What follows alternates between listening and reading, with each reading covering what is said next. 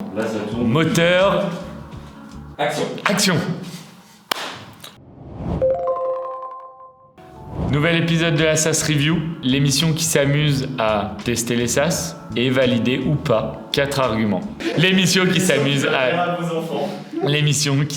à tester. Ce serait bien d'avoir une petite phrase d'intro comme ça, non? Aujourd'hui, on va parler de Lemlist. Lemlist, solution SaaS super connue pour le cold mailing. Pour celles et ceux qui connaissent pas cold mailing, on peut utiliser aussi le terme de publipostage de courrier électronique, mais on rentre dans le même débat que digital numérique. Tu l'as préparé, Ça, je l'ai préparé. C'était bien ou pas? Ta façon est faite. Non, mais c'est sorti comme ça.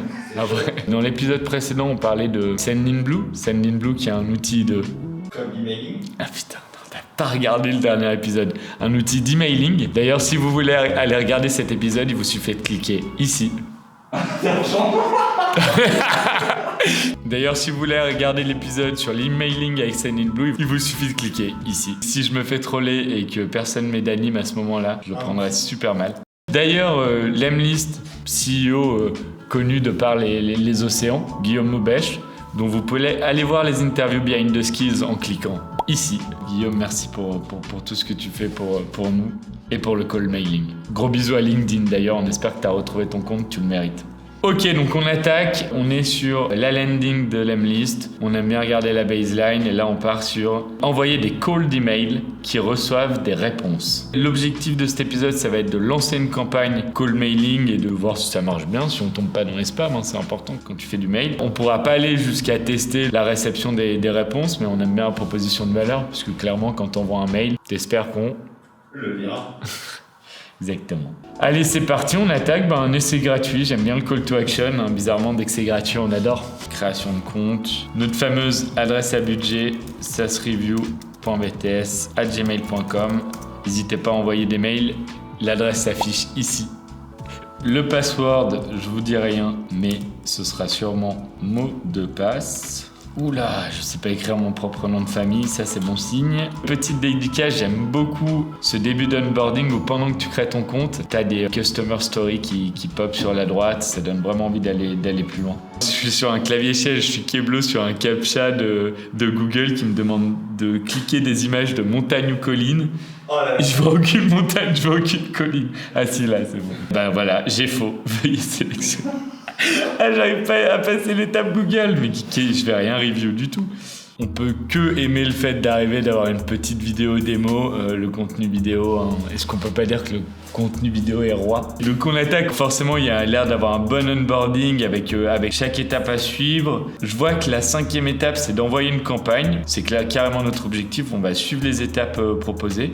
On a déjà créé la compte. Ok, première étape, il nous propose de connecter notre nom de domaine. Évidemment, super intéressant en matière de délivrabilité. Nous, on va clairement sauter l'étape dans l'idée du test, mais je trouve ça super smart qu'ils fassent un onboarding là-dessus. On va voir du coup si je peux aller direct à notre étape 3. Le custom domain toujours. Donc là, pareil, en tout cas, encore super intéressant. Ça a l'air bien expliqué. Et franchement, c'est pour l'avoir fait sur d'autres outils, c'est toujours une partie un peu technique d'aller bien configurer tout ça. C'est super important. Si aujourd'hui vous avez des emails qui tombent dans les spams, ça passe notamment par ça et par le fait que des outils le proposent pas. On va aller directement si possible au setup et en lancement d'une campagne. J'espère qu'ils me bloqueront pas et qu'on pourra envoyer des campagnes un peu dégueu dans le sens où on n'aura rien connecté, mais ouais, on a l'air de pouvoir. Ok, nouvelle campagne. Déjà on en profite, hein. Nous on adore, je sais pas vous, mais moi j'adore les émoticônes et là il y en a un peu partout, c'est vachement agréable à l'œil. On va tester une campagne qu'on va appeler étonnamment SaaS Review.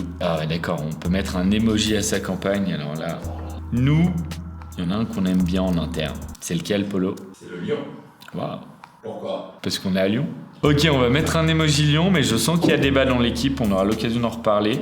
Je vais créer mon petit label, ça c'est pour suivre un peu mes campagnes. Là, typiquement, je pense qu'au début, si je fais des campagnes test, je peux mettre des labels test. Ok, j'aime bien aller là où mon regard est attiré, je vois un panneau attention et c'est juste pour me rappeler que j'ai 14 jours d'essai. Je vais en profiter peut-être pour aller dans la partie facturation et voir combien ça coûte. Ah, les plans. Par mois, on a 2 offres. $59, $99. $59 en euros, ça nous fait... 55.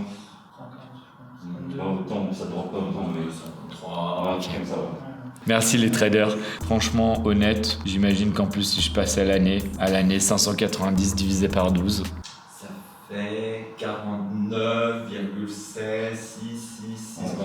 De tête, quoi. De tête. Ok. Ça nous permet de voir un peu le pricing à première vue, vu la puissance de l'outil et ce début d'onboarding, ça me semble carrément honnête pour envoyer de la campagne d'emailing. Si je reprends mon flow, nouvelle campagne, nom, leads, séquence, là je vais venir importer mes leads, soit mon bon vieux fichier CSV, sinon je peux même aller directement me connecter, j'imagine, si on a bien fait la configuration, j'ai mon CRM qui est connecté, donc il peut aller direct, l'emlist va piocher dans le CRM, c'est clairement super pratique si on veut pas se faire mal aux yeux avec un CSV. On peut évidemment créer un formulaire dédié à la campagne, donc ça c'est cool, ça peut éviter dans certains cas de passer par un autre outil, de créer des landings dédiés, j'aime bien. Il y a des petites veines, je comprends rien à l'anglais, hein, mais ça a l'air d'être assez marrant. On a l'impression d'être copains avec l'emlist. Ok, donc nous on va partir sur entrer quelques emails à la main, on va tester d'envoyer à notre bonne vieille adresse sasreview.bts@gmail.com qui s'affiche sur votre écran. Et on va essayer d'envoyer un peu à la team Behind the Skills, voir si elle reçoit. Même au passage, on va tester s'ils lisent leur mail. Paul, Justin et Aurélien, j'en profite pour leur passer une dédicace. Bon, j'importe 4 prospects, c'est pas la campagne de prospection de l'année. Mais faut bien commencer quelque part, après on achètera de la base de données plus tard. Première step, alors là j'avoue au premier abord pas mal d'infos qui tombent. Ah ouais, c'est normal, c'est la partie un peu complexe. Pourquoi c'est un call mailing qui nous permet d'obtenir des réponses, notamment parce que on va automatiser l'envoi d'email. On va pas envoyer un mail à la foulée puis après on parle plus du tout à notre prospect. On va vraiment pouvoir créer des séquences d'emails et choisir le temps qu'on va configurer entre l'envoi de chaque email. Première step, ok, soit on part d'une page blanche, soit on parle des inspirations Lemlist. On a envie d'avoir les inspirations Lemlist quand même. Et en plus, on tombe sur notre cher Guillaume. J'ai plusieurs templates proposés. Et ça, ce qui est vraiment très cool, c'est que je comprends que dans les images, je vais pouvoir venir vraiment personnaliser mes images, venir rajouter un peu l'image qui me plaît et que du coup, l'email soit bien personnalisé. Incroyable. Tinder for Sales, un mock-up de Tinder. Ok, très propre. Ils sont allés loin dans les templates. Ça, c'est bien. On prend ce premier template. Super intéressant. Là, en créant mon premier email, j'ai eu un petit message d'encouragement. J'ai gagné 100 points d'XP. Je me sens un peu Pokémon presque, tu vois. Et je peux venir même récupérer mon petit badge. Enfin bref, bien joué d'avoir gamifié le truc. Oula, mais ok, je viens de gagner 300 XP. Là, je suis à 400 XP. Pas loin de faire une attaque plaquage. Ou alors peut-être que avant la fin de l'épisode, j'aurais évolué. Ok, on se retrouve sur mon mail. Je vais pas toucher évidemment. Je comprends vite que j'ai des balises. Donc si vous avez donné les bonnes infos dans votre CSV, quand vous rentrez les mails, j'imagine qu'il va venir piocher l'information. Et c'est là on rentre dans la personnalisation. Ah mince, ok, je me suis clairement emballé. C'est pas une image qu'on peut custom. Par contre, on peut venir custom les images et du coup personnaliser le message en fonction du prospect. Si je viens ajouter une nouvelle step, voilà, ok. Je vais mettre le nombre de jours. Imaginons qu'on relance au bout de 7. Et là, je peux repartir dans ma séquence de mail, repartir d'un template, partir d'une feuille blanche. Ok, là, je crée mon arbre de mail et je fais quelque chose de très solide. Il me reste 2 steps. S'organiser sur à quelle période je vais envoyer des mails. Ça peut être intéressant de pas envoyer des mails à vos prospects le dimanche soir à 23h. En même temps, est-ce que c'est pas le moment où personne n'envoie de mail ? On fera un focus sur le sujet. Donc là, c'est vraiment pour configurer, éviter d'envoyer des mails au mauvais moment, les mauvais jours et se caler sur le bon fuseau horaire. Dernière étape, pour le moment, on a super rapidement créé une belle campagne d'email. Ok, donc là j'arrive sur les options, donc dernière phase de configuration. J'en profite pour réaliser que depuis le début j'ai l'impression d'être chez moi. C'est vachement familial comme environnement, c'est bizarre de dire j'ai l'impression d'être chez moi quand t'es sur un SaaS.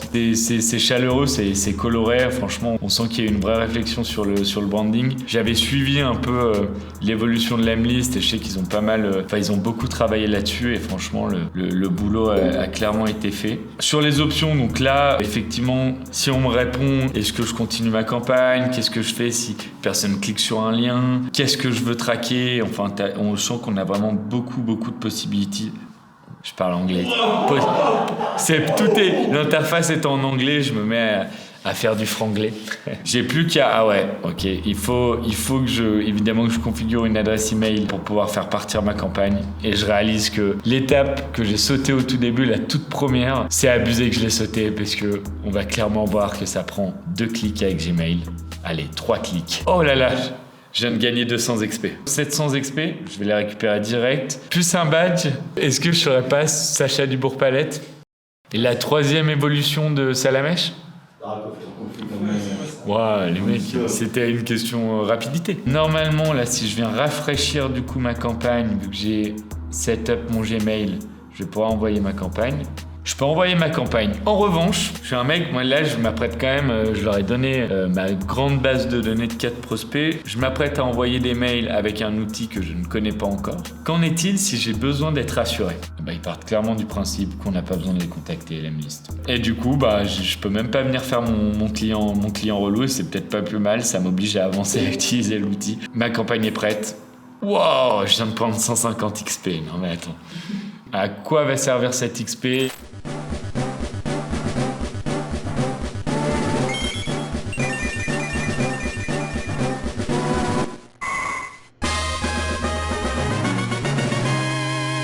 On pose la question, donnez vos réponses en commentaire. Je cliquais un peu au hasard, hein, c'est tout moi.